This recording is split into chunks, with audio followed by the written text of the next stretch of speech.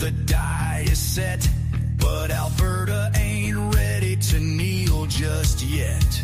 They chose their king, their power was met, but we don't answer to Ottawa yet.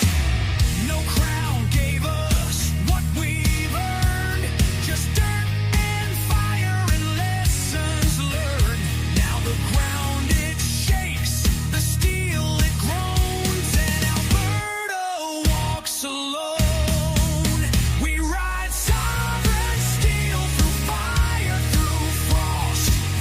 We ain't the last, we're the line they lost. Alberta stands, never on its knees. A nation born in the forge of the free.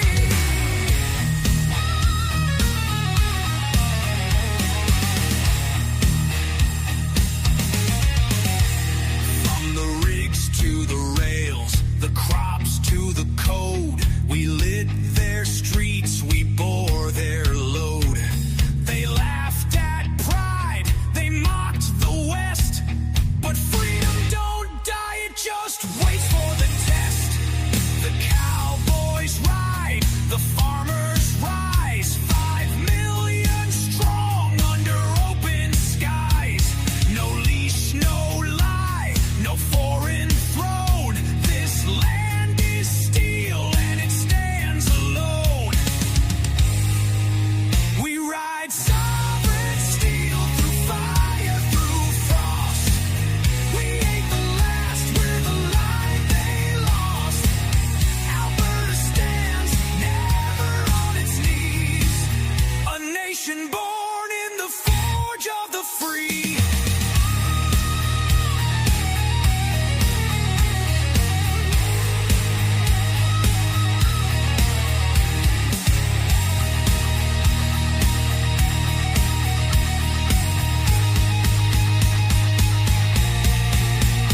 Can't kill the mountain, can't drown the plain, can't burn the spirit that won't be chained. He stares down east with a calloused hand and says, this time we draw the line in the land. We ride sovereign steel through fire, through frost. We ain't the last, we're the line they lost.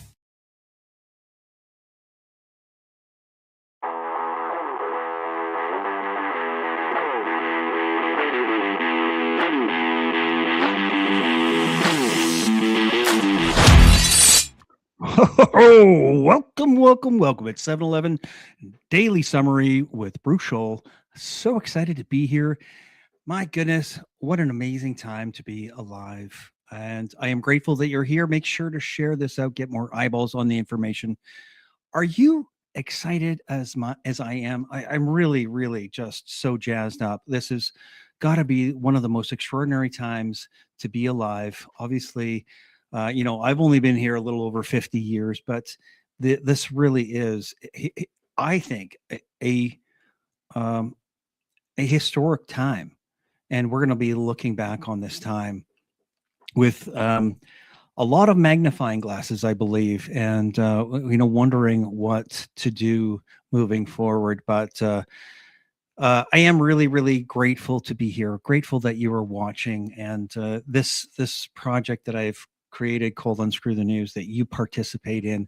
It really wouldn't be anything without you. So thank you so much for participating and making this successful and hopefully waking people up as we go along. So anyway, I'm excited to be here. I've got a great guest coming up. I wanted to jump in because I think it was July 29th. We had the opportunity to hear all the testimony from the great Anthony Fauci. And it was so eye-opening. I mean, there was so much information that he was sharing. It was just groundbreaking, I found. Anyway, yeah, I'm obviously joking. But July 29, we had the Senate Homeland Security and Governmental Affairs Committee by Rand Paul from Kentucky. It was it was quite interesting to watch if you haven't had a chance to see it. But obviously, part of the reason that we're here tonight, and I have Leighton Grey joining me, is that Anthony Fauci, the man who called himself science, the man who calls himself truth, was all about pleading the fifth and not incriminating himself, even though he had a 10-year before any crime had been committed, as far as we can tell. He had a pardon. It's just absurd. I really don't know. Like, am I dreaming? Is this a movie? But shake my head. You know what? This is real life. Anyway, we're going to get into it. We're going to unscrew some news here with Leighton Grey. I'm really excited to have him. He is the Leighton Grey podcast. He is a well-known, a very, very successful constitutional lawyer. You know what? He is well-known for his podcast. He is, a hockey team owner, a coach, as far as I can tell. And it sounds like a really great dad, a Christian. And so he has the background and the foundations that I love to promote. And you know what? I'm looking forward to having dinner with him and his wife when we get out to Ottawa. We're going to talk about that here as well. We're going to talk about Fauci. We're going to talk about what happened in that court, or in the Congress. We're also going to talk about the Allison Inquiry. And if you haven't heard of it, look it up. We're going to talk a little bit about it tonight. Allison Inquiry coming up in Canadian Parliament for the very first time. We're going to find out testimony. We're going to hear testimony from people that have been injured by the COVID vaccine. And it should be, I think it's another pivotal time in Canada's history. And I'm looking forward to being out there and actually documenting some of the stories out there for myself and for you. So we're going to get into it here, but like I always like to do, I like to promote local businesses. I like to support local businesses. One of them is nuggetstacker.com. I am not your investment advisor. Give them a call, 1-866-644-2121. If you have any questions, get some gold and silver for your family. Also, we have another event coming up September 11th and 12th right here in Calgary. That's the Capitalism and Morality. All right, you guys, we're going to get into this. I'm going to bring Leighton on here, and we're going to get to talk about Mr. Anthony Fauci here shortly. But Leighton, thank you so much for joining me. It is a pleasure always to have you, and I love to have your perspective. It really is wonderful to get your vast knowledge and high theater. But you know, for it really me, is. Yeah. For me, it was exciting to see sort of the chickens coming home to roost, because, you know, I lived through that era, as we all did, but I was in the belly of the beast. I was actually fighting these COVID cases in court. And one of the people who was there with me is now the head of the NIH. He has Dr. Fauci's job, and that's Dr. Jay Bhattacharya. Jay is, I'm proud to say, is a friend of mine. He's a brilliant man, a Christian, highly principled, basically the exact opposite of Anthony Fauci. And he said that he described Anthony Fauci's performance in that. Have not yet read the book, the RFK Jr. book, which is really a compilation from many different people, the real Anthony Fauci. It shows that Fauci has been a villain, a public health villain, causing harm all the way back into the late 1970s.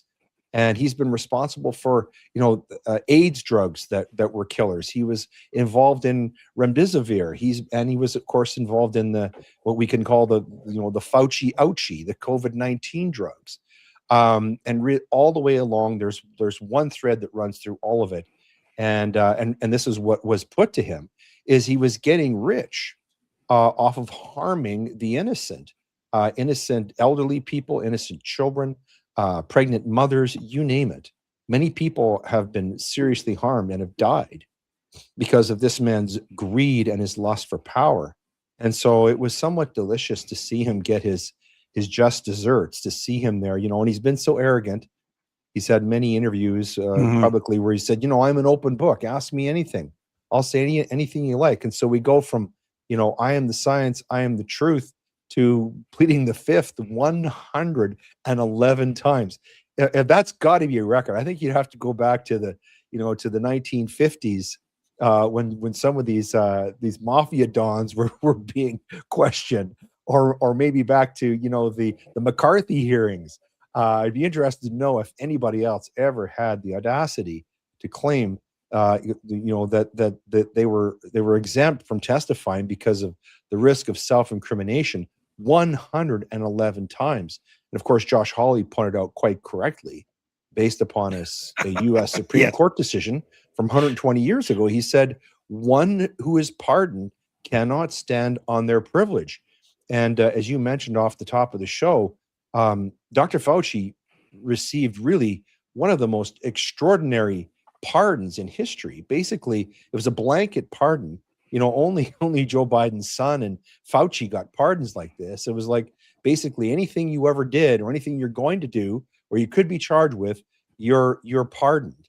And of course, it's interesting to look at that and then put that up against the light of him claiming the fifth so many times and ask yourself, well, what does that really say about who Dr. Fauci is and what he did? If he has to hide behind pardons, if he has to hide behind privilege, what does that say about him? And I think that it says more almost than if he opened the book and told us all the things that we already know are true, because we have his diary. This diary is really interesting too. Yes. Because it's almost like those, it's almost like the Nazis. The Nazis thought they were going to have the 1,000-year Reich, and they would never be found out. And so they thought that they were keeping this really important record for posterity. Yes. And it was a very important record for posterity, because it convicted so many Nazis. And the same thing, the same arrogance, the same hubris we see in Dr. Anthony Fauci. So as I said, it was somewhat delicious to see him being questioned in this way. And the way Hawley did it was so brilliant. Cross-examination is an art that I spent a lot of time studying. I even spoke at seminars and talked to lawyers about how to do it properly. And the way Hawley did it was just beautiful. The way he set it all up, asking, well, what's the color of the carpet in front of you? What's the color of the tie that you're wearing? Let's test this out. And of course, he claims the fifth. And then comes the big boom. Well, Mr. Fauci, Dr. Fauci, you don't have privilege. You can't hide behind that. And you're going to be facing a contempt proceeding. Of course, we can talk about how that vote is going to go. I don't think they're going to get enough people to vote in favor of that, frankly. But I don't want to get too far ahead in the conversation, but I'll just set it up this way. To me, the most intriguing thing about this is where it leads, because there's sort of two different tracks that this could go down, and one I would hate to see happen. The other I really hope happens. One track is Fauci becomes the fall guy. He becomes the Richard Nixon of, as Nixon was to Watergate. Fauci's going to take all the slings and arrows of outrageous fortune, and many other people who are just as culpable are not going to get in any sort of trouble. They're not going to suffer reputational damage, and the whole thing will just get lost in the incoming news cycle. That would be a real pity. I hope that's not true. What I really hope is going to happen, though, is that this is going to open up an avenue, a gateway for further public scrutiny and investigation into the true impact of these drugs, so we can actually find out what happened, how people were harmed, why they were harmed, and who's responsible. Okay, and because it's a story that it's a story I don't think is going to go away. I'm interested to know what you think, though.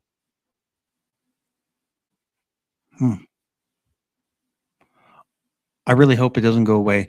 But I want to go back I want to go back a bit from what you were saying in regard to Fauci and how he was so hubris, his arrogance, and the way that he, back in the 70s, ACT, the drugs that he was making money off of then. And I know that you already know the answer, but I'm gonna ask you this already. I'm gonna ask you it anyway. Do you know who's in charge of the ethics for Fauci as far as the NIH? What is the acronym? Yeah, it's the NIH. NIH, the National Institute of Health, and he was the director of the National Institute of Allergy and Infectious Diseases. It was NIAID, but he also he was in his role as head of the NIH. And what that practically means, Jay Bhattacharya explained this to me. What that practically meant is that while he was the head of that, no research grant in any medical field in the United States could be granted without his approval. So, I mean, that's vast power, and this explains why the power in the medical journals of that time, there were so many. The vast majority of them were all essentially confirming without any real evidence the government and the big media narrative. And the real scientists, people like Jay Bhattacharya and Dr. McCullough and many others, they were canceled and they couldn't get their papers published. In fact, some of them would even get in trouble if they published anything that went against that narrative. And it's because of Contrary. that power, that power. And so when he said that I am science, that's what he meant. He had the power to determine what public health information was going to be put before the American public. And let's face it, the American media being really the media hub for the entire world, to a large degree, he had control over what the rest of the world saw too. Okay, so what I was getting at was this is a really interesting little tidbit, which you probably already understand, but his wife is the head of the Department of Bioethics at the National Institute of Health. So she's actually in charge of the ethics of her husband. Wow. Wow. It doesn't get more ridiculous. Yeah. Yeah. Well, this is almost like in Canada, with Mr. Carney's wife, who's basically a lead consultant for, climate change causes and things like that, getting all the grift off of the climate policies that Carney's government is producing. Yeah. It's a story old as time, isn't it? Yeah. Okay. Well, I'm gonna play this clip of Fauci great. here. So stand by. I love not only Dr. Anthony, you're attacking science. Science and the truth are being attacked. Under the advice of my attorneys, I will invoke my right under the Fifth Amendment of the Constitution to refrain from answering your questions. Okay, I want to ask you a question about his statement. Yeah. There was many people that said if he was going to plead the fifth, he shouldn't have even been allowed to make the statement where he was, claiming that Rand Paul was really just trying to attack him. He was more of a stalker than a senator. Yeah. What are your thoughts on that? Well, this is true. He was given. And remember, if you go into the mass media and you see how the mass media in the United States are covering the story, they're giving Dr. Fauci a lot of cover right now. And they're spouting the narrative that you just described. They're vilifying Rand Paul. They're saying this is a witch hunt. So he still has a lot of friends inside of government and in the media. And I think that's part of the explanation for why he was given the leeway to give that statement, which is essentially him almost making defamatory allegations at Rand Paul. None of that stuff that he says is provable, and we have to question whether or not it's true, especially up against really the mounting evidence, including his own diary, statements in his own diary where it's very clear. Just take masking, for example, where in his diary he says, the real reason why he said that, it was mask on, mask off, mask on, mask off. But he says the real reason why he told people that they don't need masks is because he wanted to make sure there are enough masks for the healthcare workers to use. I mean, come on. Right. You know, I mean, that does not say it all. I mean, how much does this man care about public health? But you know, and that's just the He doesn't. the beginnings of it. And of course, then you get into things like how he's lied about gain of function. He's lied repeatedly in Congress about gain of function research. I don't know if people understand what gain of function is, but essentially what was being done in Wuhan, in the Wuhan lab, where the virus came from, and Fauci denied that too, by the way, many, many times, is they were performing experiments using animals called gain of function.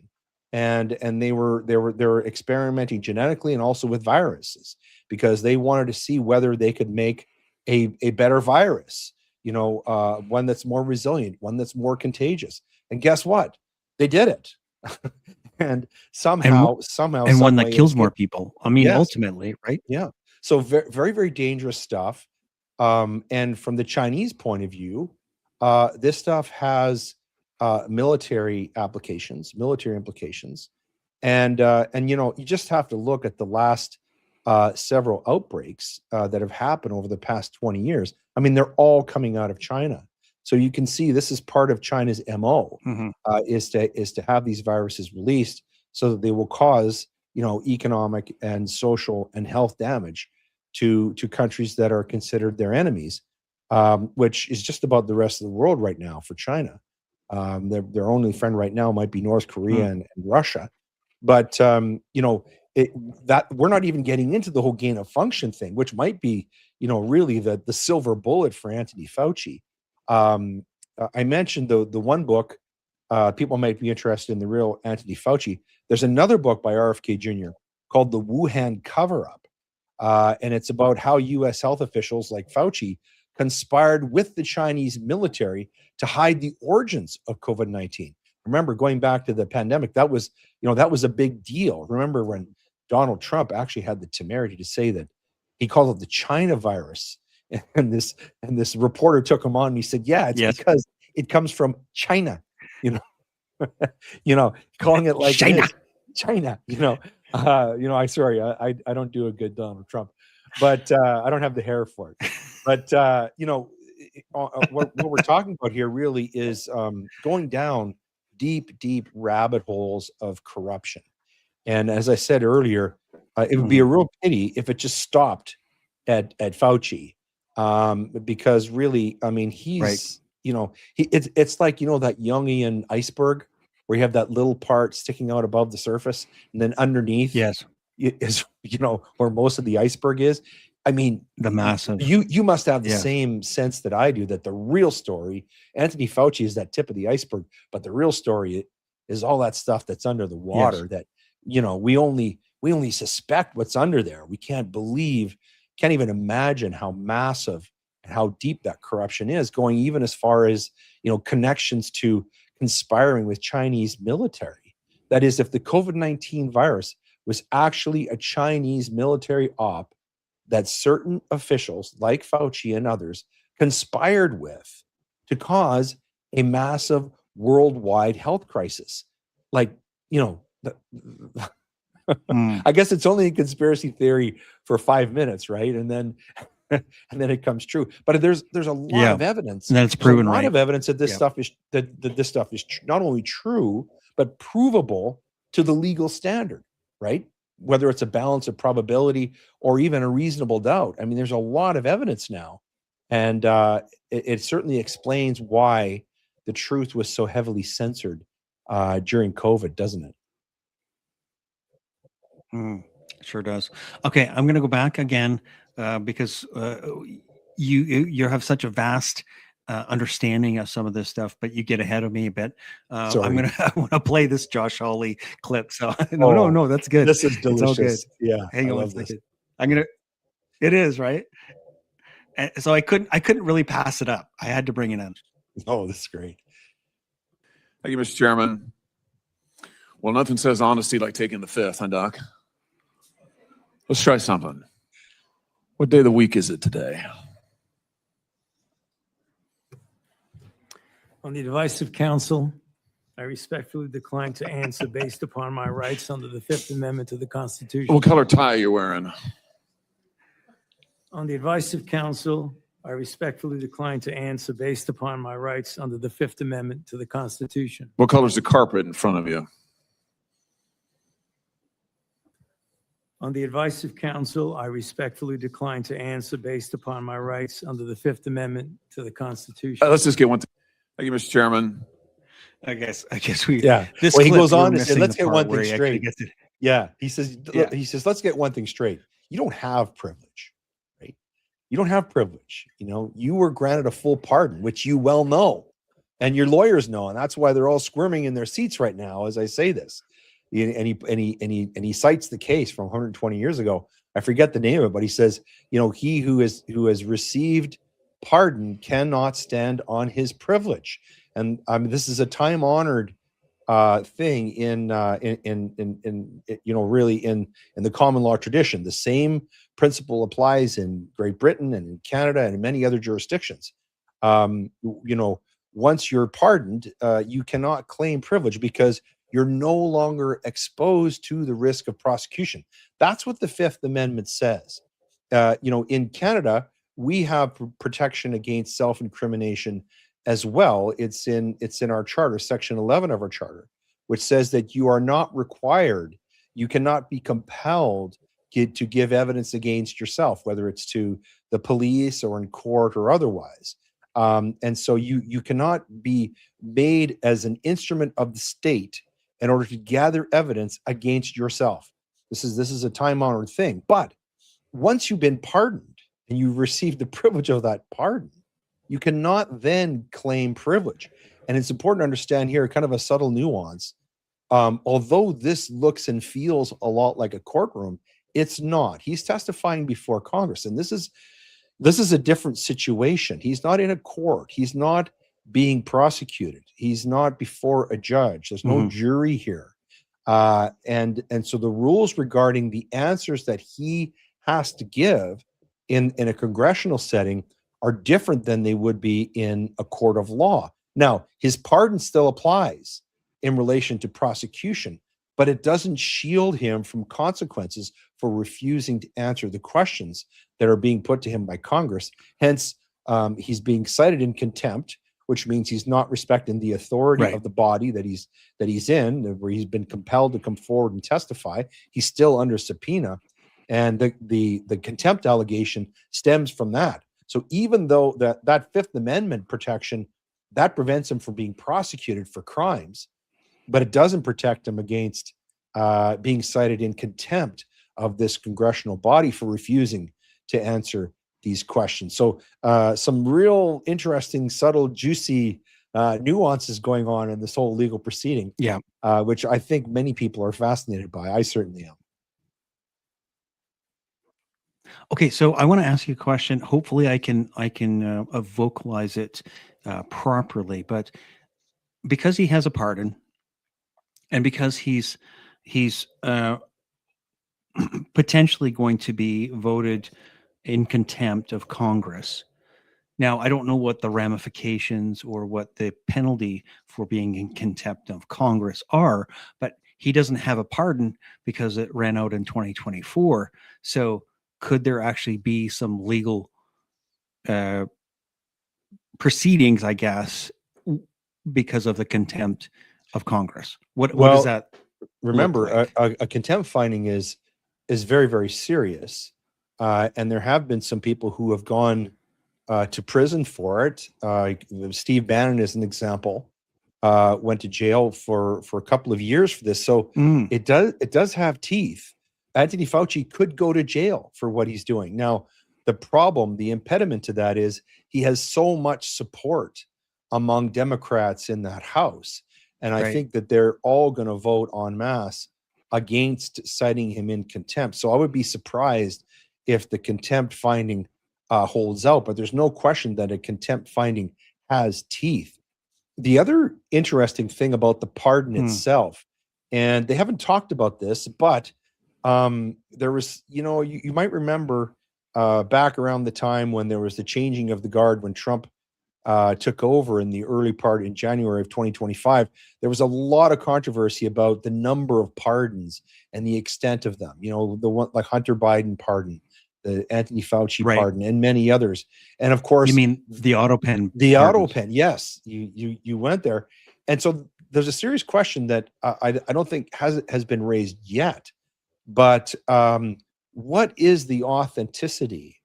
What is the validity of that pardon?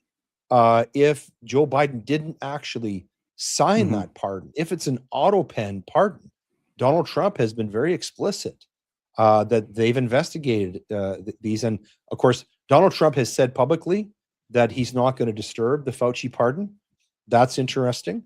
But other people might go after it. Just because the president says that isn't the end of the matter. The president has, of course, the prerogative power, the discretionary power to remove the pardon or leave it in place. But that doesn't mean that pardon cannot be attacked through other means. And so that'll be very interesting to see if that happens with Dr. Fauci. On the whole, I'd be surprised if he's ever criminally prosecuted. But I think, honestly, his whole reputation, everything that matters to Anthony Fauci, he's lost. I mean, if you spend the time to read these books and learn about him and just how arrogant he is, and if you remember what a darling he was of the media, people like Jessica Roberts and others, these celebrities were just fawning over him, and he was just soaking it all in, just loving it. And here he is, he's just reduced to rubble. I mean, that graphic you put up where he's on the one hand, he's saying, if you attack me, you're attacking science. And then on the other side, he just looks like a disheveled guy who's been sleeping in his car for a week. So you can just see, this whole ordeal has aged him by 100 years. He's no longer this arrogant guy. He's even got rid of his glasses. So I don't think that any legal process could do any more harm to Anthony Fauci than has already happened. Of course, there's many people who disagree with me. I mean, some people are so angry, they would like to see him, go to the electric chair even. You could make a case for saying that, essentially he's in the realm of a mass murder. He is responsible for the deaths of many, many people. And we don't know, it's so early, we don't know the long-term impacts of what these COVID drugs are going to be. We know that hundreds of millions of people took at least one dose of these COVID drugs, and we're only now beginning to see, these harmful effects. But my hope is that part of it is going to endure. I don't care so much what happens to Anthony Fauci. I'm more interested in how what's happening to him could bring about more scrutiny, more investigation, broader public knowledge, and perhaps remedies for people who have been harmed by these drugs. And your audience probably knows, my office is prosecuting a class action, full disclosure, on behalf of the vaccine injured. Jeff Rath is also, his office is also advancing a case called Sakamoto on behalf of a brave lady named Carrie Sakamoto. So these are cases that are making their way through the Canadian courts against significant resistance. And of course, many of your viewers and listeners would know about the Hartman case that was dismissed in the Ontario Court of Appeal, where the court actually said, the Ontario Court of Appeal actually said that the government of Canada owed no duty of care to that young man who died as a result of receiving one dose from a COVID-19 drug. And that's law in Canada. And actually, it's a very damaging precedent, for the future, because, we know that our governments, the governments of the United States and Canada and others, have given what's called an indemnity to the purveyors of the vaccines, the Pfizers and the Modernas and the Johnson & Johnsons of the world. But really, if you think back, it was really the governments that were pushing these vaccines. Remember Justin Trudeau, calling on anyone who refused the vaccines, the science deniers, misogynists. We probably hate our children, and all these things. It was the pandemic of the unvaccinated. Remember, that's what our former premier Jason Kenney said. So we were just publicly vilified. And so really now to see this whole thing shift, and everything that the worst things that we thought about the COVID-19 drugs now are showing to be true. I think it's time that that some justice was done to these poor people who have been harmed. But we're up against a deep level of a cover-up that is certainly being advanced by the media. It's in government. I have to be careful about saying this, but I'm skeptical about some of the judicial decisions that I've read that don't seem willing to really look at this matter. The Hartman decision is one that I've mentioned, but there's others. But I have more faith in the courts because I know there are some good people sitting on the bench in this country, and I know that many of them, I expect many of them don't like what our government is doing. And so I still have faith, I still have confidence that we're going to get some good decisions in our country on this topic, but sadly, we haven't seen it yet. I hope so too. I want to move the conversation to the Allison Inquiry here in 1 second, but there was one other thing that I wanted to ask you about when you said that Fauci, the pardon, and this is what I understand, so maybe you can talk to this. The pardon is federal jurisdiction, right? But there has been talk about prosecuting him in state judiciary, right? Can you speak to that? Because I know that I've heard a number of states are looking at that angle. And what do you understand about that? Yeah, this is an interesting point, and I'm glad you raised it. And it points to a distinction between Canadian and American law. Under Canadian law, the federal government, under Section 9127 of the Constitution, has exclusive authority over criminal law. Now, that doesn't mean the provinces can't pass statutes that sort of look and operate like criminal law.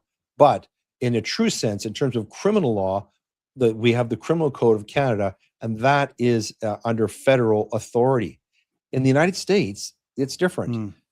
Criminal law is different. Each state has the power to make their own criminal law. And this is why, as you know, some states, for example, like Florida, have the death penalty and others don't. And this is why, even now, this used to be more of a situation, but people remember, Dog the Bounty Hunter, and we'd have these guys who are out and they're jurisdiction jumpers, right? You go from state to state.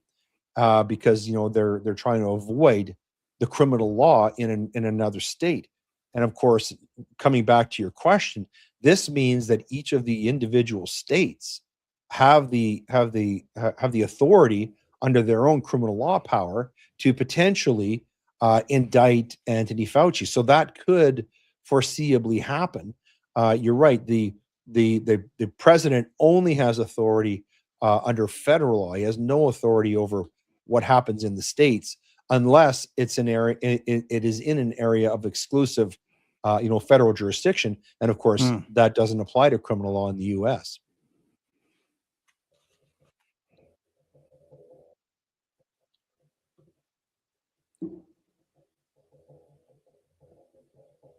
Oh, you're back. Sorry about that. You cut out there for a bit, but okay. I appreciate you answering that in regard to the states and really drawing that out and comparing it to the Canadian judicial system. So now I want to get into, because I'm before I get into the Allison Inquiry, I want to bring up your book. Okay. I forgot that you had another book that you came out with. I do. Trials, Tribulation, and the Truth. This is number 2. Yes.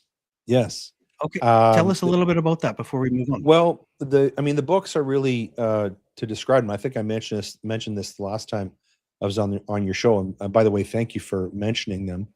What we do with Gray Matter, very simply, is we try to help people see things that are going on in the world, like the ones that we're talking about right now, through the lens of Christianity. And the reason why is because, as you know, fear is being weaponized against the public. COVID-19 is the ultimate example in recent memory. But it's not just that. I mean, you just see what, for example, what the federal government is doing right now with its censorship bills, and other areas where essentially they're trying to frighten and bully people into compliance and into silence and even into reporting on our neighbors. So the Yes. weapon of the enemy is always fear. And of course, as it says over my shoulder in Isaiah, it says, "Do not fear." There's the most repeated phrase in the Bible. And so what we try and do is to help people see what's going on through a Christian lens, so that they see not only the veneer of a political or a social or economic issue, but also to see them in the full context of what's really going on. And what I think is really going on is that we are in a transcendent battle between good and evil for our very souls. And that's what's really going on. We're talking about what it says, what St. Paul calls principalities and powers, right? That's really what's going on. And so that's what we try to do at Grey Matter. And these books are a series of essays on a variety of different topics. Some have a religious focus. Others might talk about economics. Some talk about history. Sometimes it's philosophy, and certain ideologies. But always what we're trying to do is to elucidate and help people to understand these different debates and controversies and questions through the lens of Christianity as it's informed by Scripture. And so that's really what I do in both of the books. Lies, Laws, and Liberties is more of those essays are more of a legal nature. The second book, Trials, Tribulations, and Truth, has more of a religious focus, looking at how faith can inform our decisions, and can really, by putting on the full armor of God, how that can help us maybe not be so fearful, because when we're fearful, then we're most subject to manipulation and control by people who are weaponizing fear in order to do that. So that's really more what the second book is about. There's a third one that's in production, that's called Rulers, Rebels, and Rights, and that one is more focusing on how governments are trying to create a totalitarian control over us, and how we can battle that, how we can fight back. So that one is in production right now. I'm excited that Brian Peckford has agreed to write the foreword for that book, and that one should come out around Christmas time. So all these books are available on the seas of Amazon, and also anywhere. If I'm at a public speaking engagement, I'm going to be in Red Deer on the 19th of August. I'm also going to be in Southern Alberta, I believe, at Fort Macleod on the 29th of August. So if you come out and I get a chance to meet you, I'll be happy to sign a copy of the book for you and personalize it. But otherwise, the books are available on Amazon, and it's great. It's a great way to support what we do at Grey Matter. Awesome. Amazing. Thank you so much for doing that. Let's get into the Allison Inquiry. I want to talk about obviously this, I think, massive event and a massive shift in Canadian history, because it has been 5-ish years. You have been in the trenches, I know, the whole time. And so you really haven't, gotten away from it. But, a lot of us haven't, been in the trenches, obviously working like you are with people that have been injured already. But the Allison Inquiry is now an opportunity to be in Parliament and to actually be heard. And we're hoping that there's going to be, a number of, I know I'm going to be there. I'm excited about being there and having that opportunity to hear from some of the survivors and some of their stories. But really, this is a great time. And I'm going to, we have to get actioned for this. We have to get our MPs to participate, to be in the room for this inquiry. And we know that there's going to be some pushback. And that's okay. It'll probably draw more attention to the situation. But what's your take on the Allison Inquiry? Well, Leighton, I think, go. I think for a start, I've been advocating for a royal commission, a national inquiry into the impact of the COVID-19 pandemic and government policies and the vaccines for about 5 years now. I've been calling for this, and many other people have been too. This led to, for example, the National Citizens Inquiry, which received almost zero mass media attention, nor did it receive any attention from MPs or MLAs, which is a great pity because that is the greatest repository record of what happened to people, Canadians, during COVID that we've ever produced. And we were promised some things. I, for example, some might remember when Danielle Smith became our premier in 2022, when she was running, she said some things, some very bold things. She said that she thought that the unvaccinated were the most discriminated against people in recent memory. And she hinted very strongly that there would be an inquiry into what happened during COVID. Well, I mean, that amounted to commissioning a report from Preston Manning and another one from Dr. Gary Davidson. Unfortunately, both of those reports were essentially ignored, which is a real pity. But what the Allison Inquiry proposes to do is to actually have people come forth and testify under oath in an inquiry that's going to take place in Ottawa at the Parliament buildings. And it's really remarkable that this could happen, especially when you consider the context. And this might be a shock to some of your viewers and listeners. First of all, the federal government, to their credit, and it pains me to say this, they actually did something worthy of praise, and that is they've recognized that some Canadians, at least, have been injured or have been killed because of COVID-19 drugs.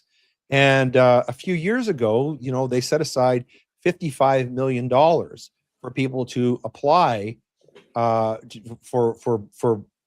benefits, essentially damages, through this program. Well, if you know anyone who applied for benefits, you know that it was a procedural regulatory snafu.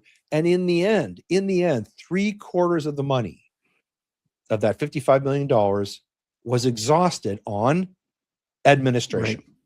Okay. And of course, this is how the Liberal government operates. And so very few people were compensated. And listen, $55 million in this context is a pittance.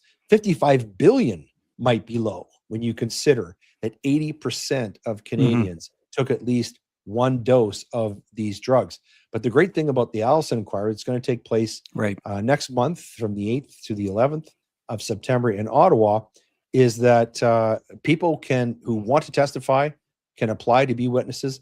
I understand from Sean Buckley that they've had about 800 people apply to be witnesses there. Of course, they're going to have to, winnow through those and cherry pick, the best ones, the most influential ones. Carrie Sakamoto is one of them who has applied, and she's a very compelling person.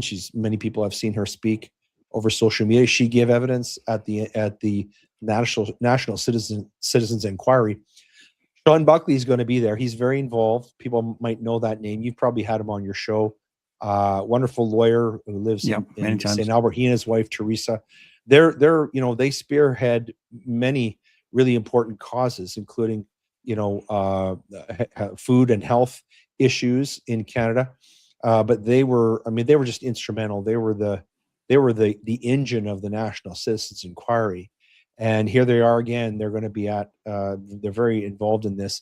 To his credit, Dean Allison, the MP from Ontario, he's part of the Conservative Party. And I asked him about this when he was on my show.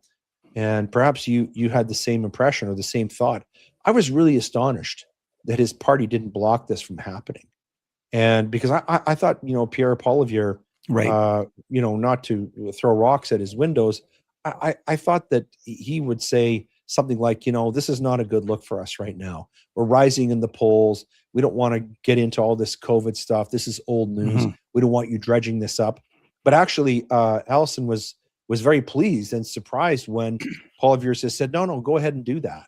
Now that doesn't mean that they might.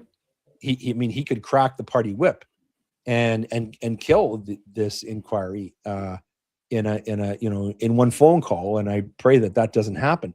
But to his credit, I have to give Mr. Poilievre credit. He's allowing Dean Allison to go forward with this.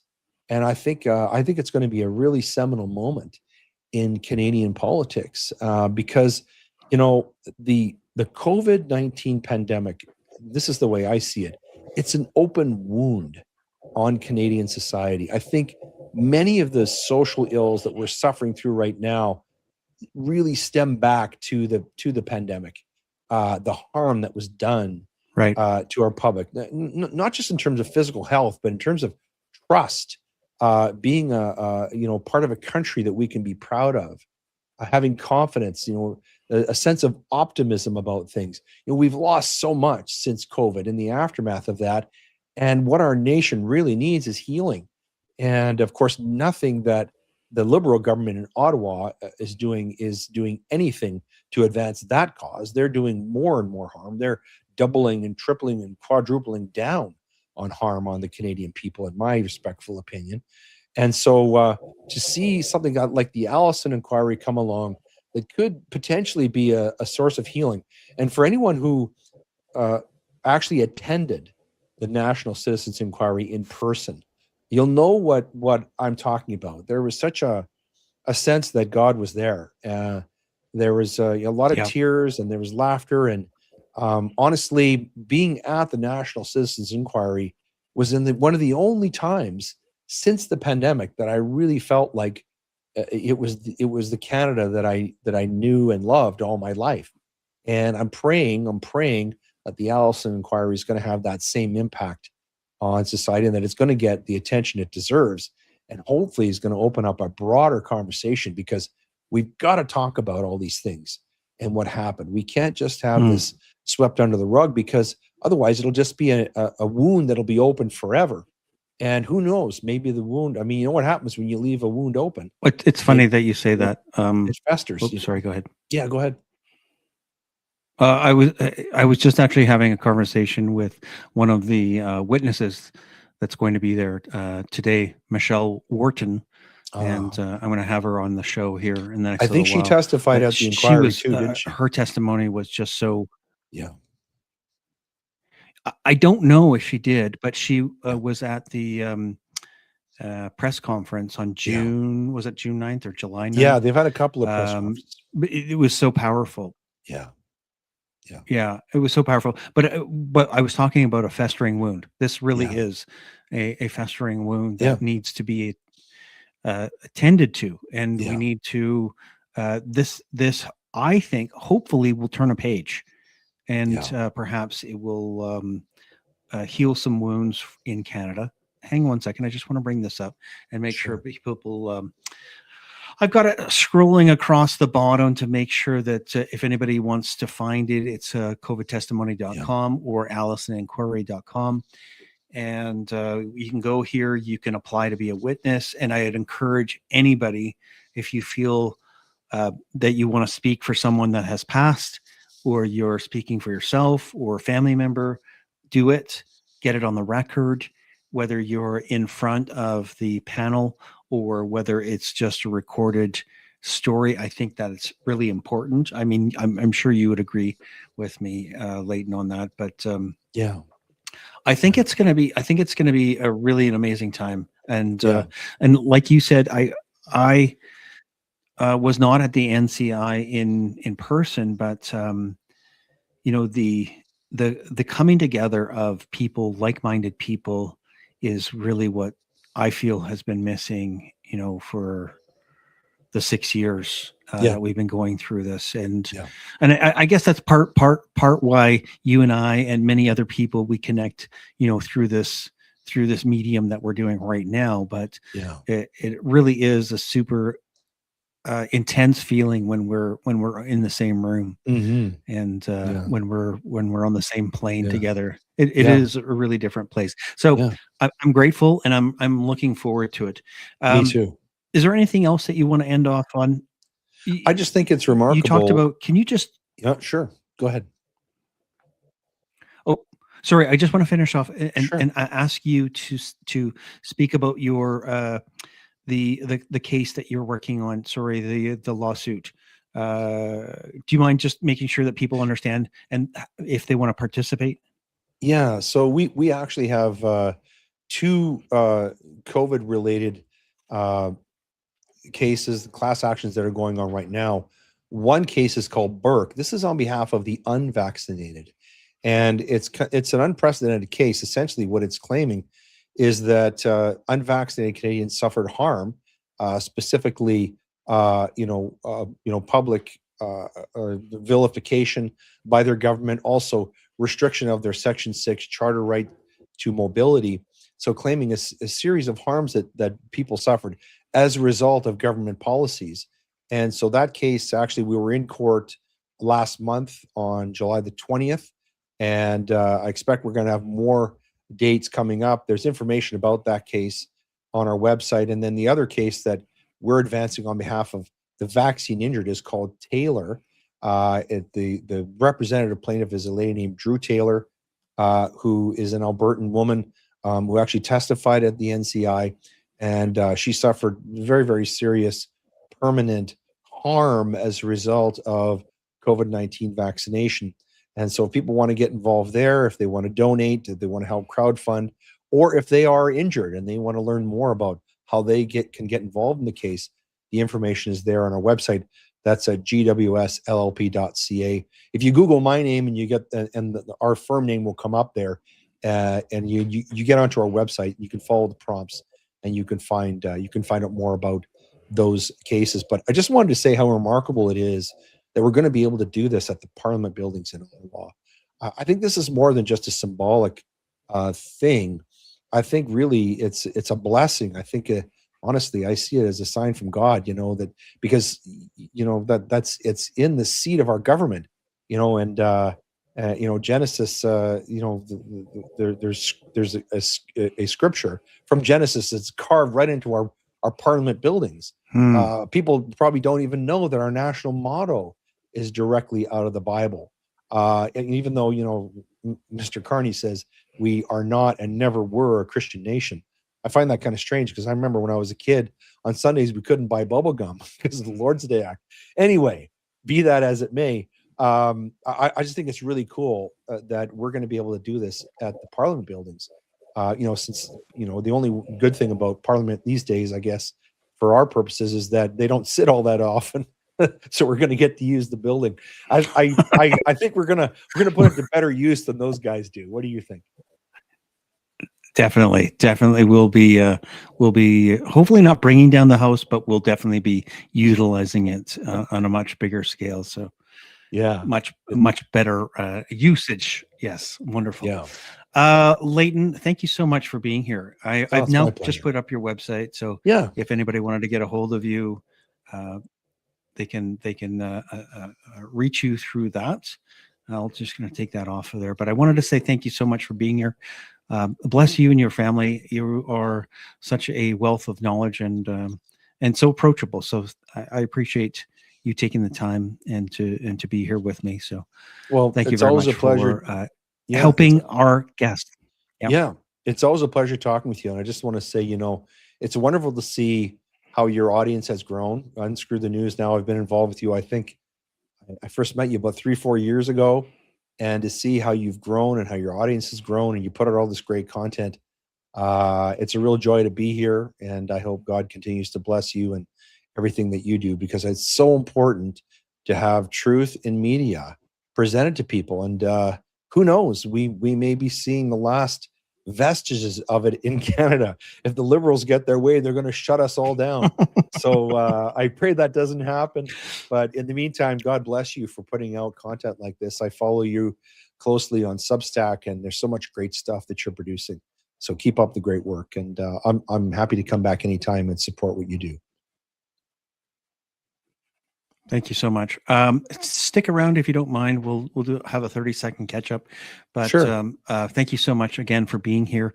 Enjoy the rest of your summer. I look forward to seeing you in September in Ottawa, and we'll have a lovely dinner hopefully at some point. But if you're still watching, if you're still participating, thank you so much for being here. Make sure to share this out, get some more eyeballs on this information. We have got to wake up more Canadians to what's going on. Make sure to press your MP to get out to this event, the Allison Inquiry, coming up September 8th to 11th. Make sure to be there if you can, and watch it here on Unscrew the News. God bless you all. This is Bruce, and I'm out of here.